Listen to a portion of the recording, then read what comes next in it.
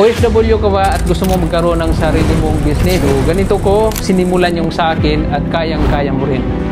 Nagtatrabaho ako sa isang geotechnical company dito sa United Arab Emirates. Almost 18 years na ako na dito sa UAE. Isa sa mga common enemy nating mga OFW, yung tinatawag na financial. Minsan, yung sahod natin is kinakapos sa pambayad ng paaralan, pambayad ng bahay, pambayad ng pagkain, or kung ano-ano, at pampadala sa Pilipinas. So, dahil sa problemang yun, naisipan kong magkaroon ng sarili kong business kahit na papano, baka makatulong dun sa problema na inaharap natin araw-araw. Kaya naisip namin na magkaroon ng tinatawag na online business. Ang online business ay madali lang siya at saka napaka-low risk niya. Of course, pagpapasukin mo tong mga business na to, hindi naman talaga mawawala yung worries natin na baka hindi mag-click. But it's normal. Normal sa atin being human being. Nararamdaman natin yun. So yun, itong ginawa namin is kumuha kami ng tinatawag na license, yung e-commerce license. So napag-isipan nating magbenta ng tinatawag na inspired perfume. Dahil perfume is one of the fastest moving product, not only in United Arab Emirates, kundi sa buong mundo. Ang isa pa doon is, Filipino is one of the most user of perfume, yung tinatarget nating market, yung mga kababayan natin. Nag-umpisa tayo sa maliit. Alam mo yung paunti-unting perfume lang, nag-order tayo at binibinta natin sa mga kaibigan natin at bumibili naman sila. Maraming salamat sa mga kaibigan natin na sila yung unang sumuporta sa atin. And so, to make story short, so ito yung ano dito na wala talagang shortcut sa buhay. Within 1 year, ang kinita natin is tamang-tama lang pang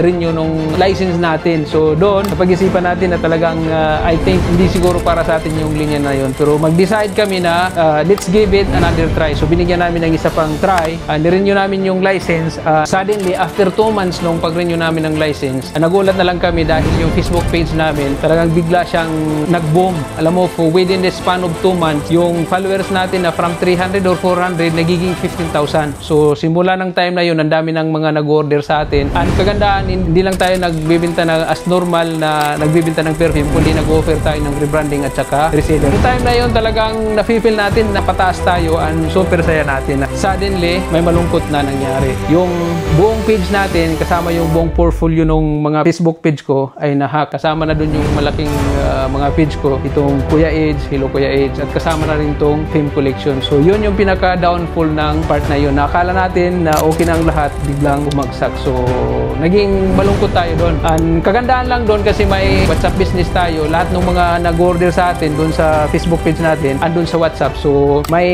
contact pa rin tayo sa kanila at may contact sila sa atin. So kahit na paano nakakatulong yun. And wala tayong ibang choice kundi magsimula uli sa zero. So nagsimula tayo, nag-open uli tayo ng bagong Facebook. Gumawa tayo ito na yun, itong Fame Collection FGC UAE. After noon, a week, maybe 2 weeks, nararamdaman na rin natin uli mataas yung reach ng Facebook natin.